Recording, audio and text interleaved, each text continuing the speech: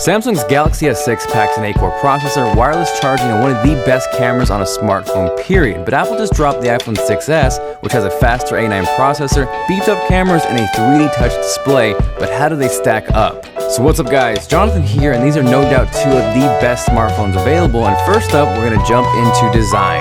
The Galaxy S6 looks radically different than its predecessors. Gone is that removable plastic back, which has been swapped with an all-glass design and feels really premium. Because of that back though, it is a little slippery, but overall it's really solid in terms of one-handed use. Now because the iPhone 6s is an S model, it looks nearly identical to the iPhone 6 aside from a new rose gold color and an S on the back that denotes it is in fact an S model. It also features a stronger 7000 series aluminum, which ups the rigidity and the durability.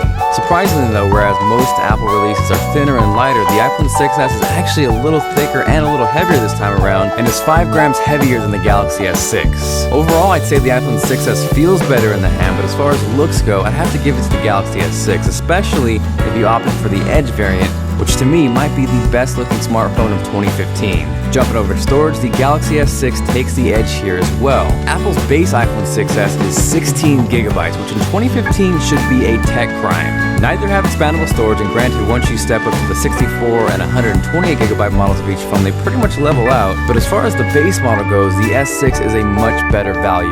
Moving on to displays, the Galaxy S6 is Captain Crispy. It sizes in at 5.1 inches with a resolution of 2560 by 1440, whereas the iPhone 6s is slightly smaller at 4.7 inches and a resolution of 1334 by 750. Now, don't get me wrong, the iPhone 6s display looks great, but head-to-head against the Galaxy S6, it cannot hang. It's bigger, it's sharper, and in terms of media consumption, it's killer. Web browsing, pictures, gaming, and watching video on the Galaxy S6 is hands down just a more enjoyable experience. Now, when it comes to performance, on paper, the Galaxy S6 smashes the iPhone 6s with an 8-core processor and 3 gigs of RAM compared to Apple's dual-core A9 chip with 2 gigs of RAM on the iPhone 6s. In Geekbench, though, the iPhone easily pulls ahead in the single-threaded department with a score of 2529 compared to 1451 on the Galaxy S6. Jumping over to the multi-core side of things, the Galaxy S6 jumps ahead here with a score of 5144 compared to 4403 on the iPhone 6s.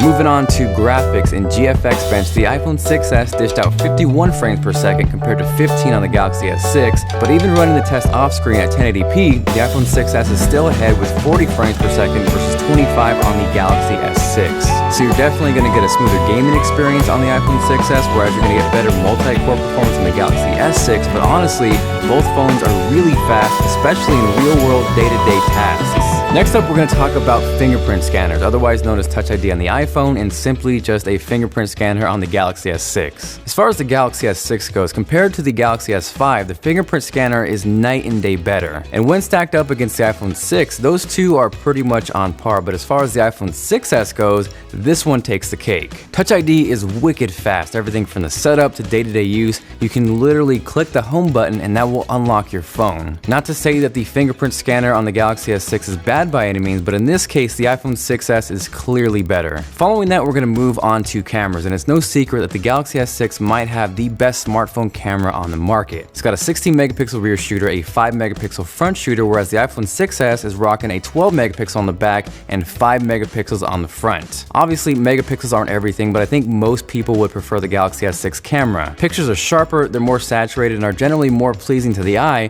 without needing to tweak in post. The iPhone 6s, however, has a much better dynamic range and captures a more natural image, which is a better option if you're looking to tweak in post. Now, for you selfie maniacs out there, quality-wise, the iPhone 6s and Galaxy S6 are really similar, but because the Galaxy S6's front camera is so much wider, I'd prefer it over the 6s. Both also shoot 4K video, and much like the photos, the GS6 video is sharper, but the iPhone 6s has better dynamic range and holds on to highlights and shadows better. The slow motion on the iPhone 6s is also leaps and bounds better than the S6, like no contest better. So again, overall, I think the Galaxy S6 is a better camera option for most people, and although I do prefer the video on the iPhone 6s, I think as a total package, the Galaxy S6 outweighs the iPhone 6s. Now, touching a little bit on exclusive features that separate each phone from each other, the iPhone 6s obviously has 3D Touch, which essentially is technology built into the screen that will allow you to hard press and grant you access to shortcuts. It is fairly limited right now, but I think as time develops and more apps take advantage of it, it's going to be extremely useful. There's There's also live photos, but that's really just a glorified short video, and it might sound cool, but it's really just a gimmick at this point. The Galaxy S6, on the other hand, has quick charging and wireless charging, which is extremely useful. You have full-blown NFC, and yes, I know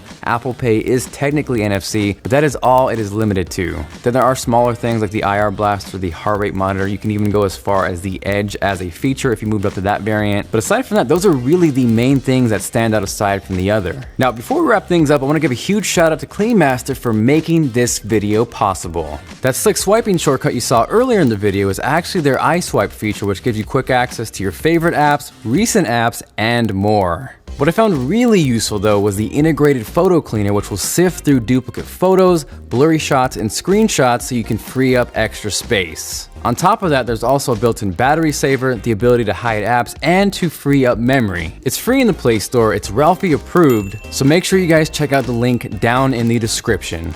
Now, as far as my final thoughts on each phone go, like I said, these are two of the best smartphones you can possibly pick up right now. The Galaxy S6 has a tremendous display, a